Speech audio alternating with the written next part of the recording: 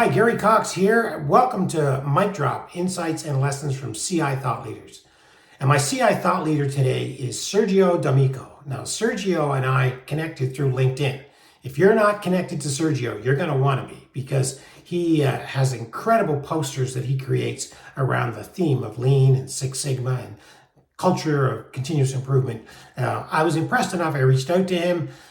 We exchanged a couple of messages, we had a conversation, and I'm fortunate enough he's able to join us on the program today. Our topic is management systems, and he has some experience from Bombardier where he talked about his management system deployment there and some key things he learned along the way. I think you're going to find them really interesting.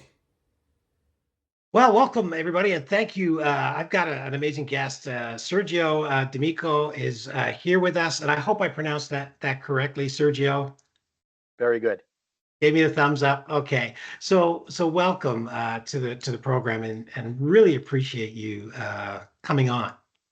Gary, thank you for having me.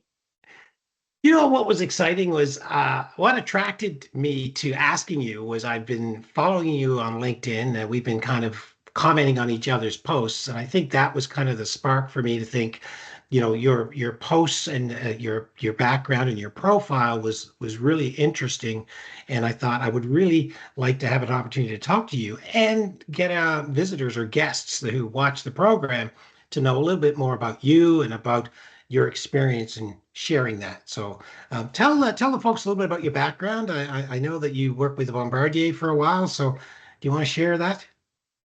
Well, Gary, I'm an engineer by education, and right after school, I really started working in quality assurance. Those were my first steps in the workforce, if you can say, and mostly in the automobile industry. I worked a little bit in the food industry also, and I started out with writing procedures, getting my hands-on ISO 9000. Those were the days where ISO was really big, in the mid 1990s. And afterwards, I got to work at Bombardier Aerospace, where I continued working in quality assurance. But that's where I started really to learn about continuous improvement by getting a Six Sigma certification. So I started out like equivalently like a green belt, and then going on to become a black belt.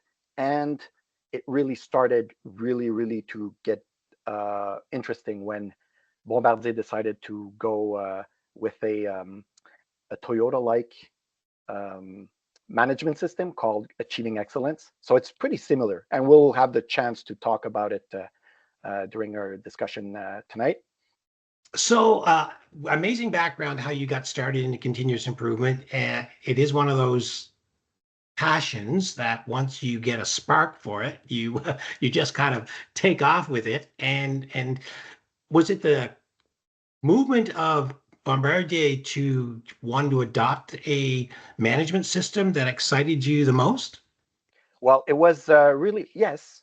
And you can say also the whole mechanics of the system really inspired me. Of that was the first really time that I saw on how continuous improvement was modeled, because we had a whole model and it was based on those concepts of plan, do, check, act, and we had the whole tools, and we'll have a chance to dig a little bit deeper in those tools. But it was all really systematized, and with an engineering background, it got really interesting for me. So obviously, with any management system, it consists of components. You mentioned the PDCA, or plan, do, check, adjust cycle. The Deming's introduced to the world.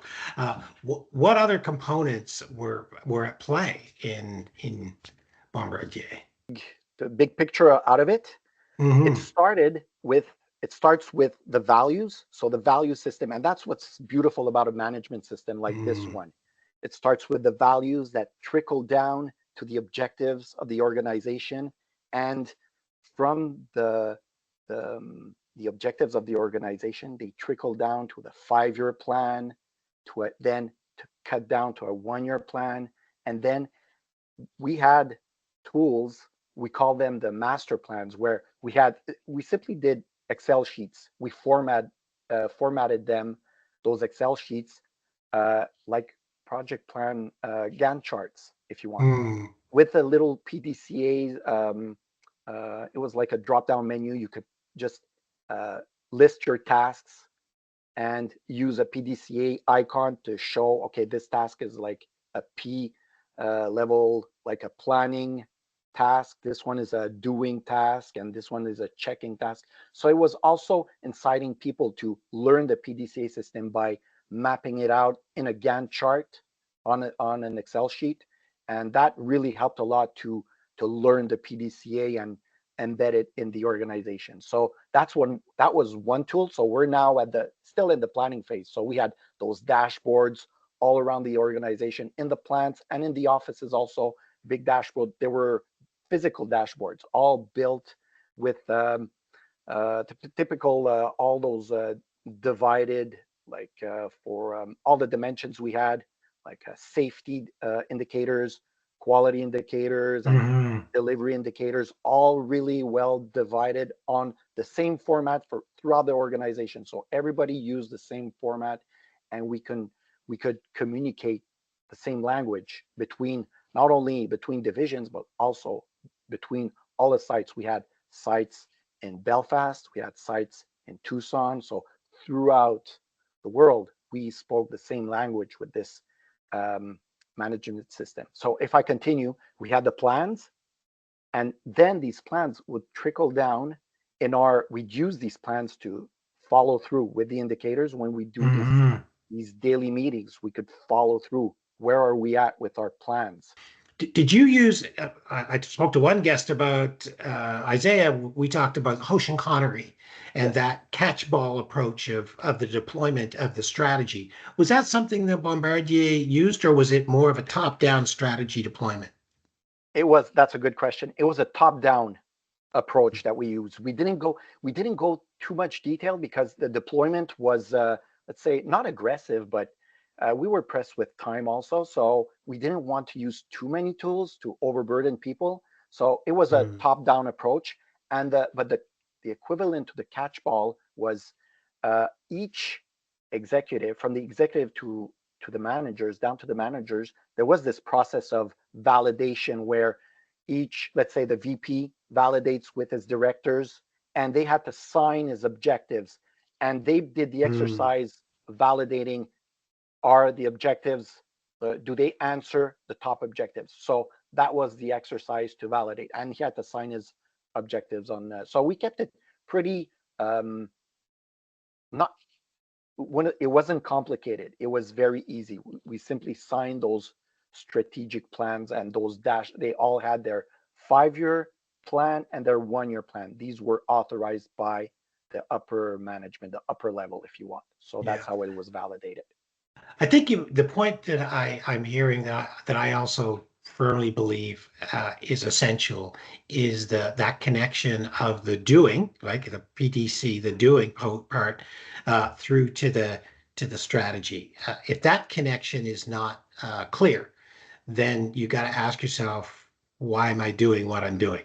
Exactly. Yes. So that really makes strong strategic sense and a great takeaway for those that are listening to think about making sure that what you do is connected to your corporate strategy in both the 5-year plan and your 1-year plan, which is really more of a short-term plan. When you get to the check, now would they be uh, quarterly? Would they be monthly, weekly? What would, where does the check come into play? All those answers. So we'd have a weekly check. Well, obviously, it was a daily check, especially in operations. So Hmm. they people had their, first of all, for safety reasons, we check daily, of course, were there any incidents whatsoever. And quality wise, they had their quality objectives to meet, the customer Hmm. um, requirements to meet, also delivery wise. So it was a daily check in our case also. Even when we worked in the offices, we had a daily meeting. So, and we checked our objectives for the day. Now, at the end of the week, we check, are we up par to the plan? And if not, we had two forms. So I spoke about the problem solving sheet, which is the equivalent Right. to the A3, but we also had, to make it easy for people, we had a top 3 charts. So we would list at the end of the week, what are the top 3 problems or issues that we have to deal with? And we would post it in the daily meeting room. So people at the end of the week would go there and go through their top 3 issues per team to resolve.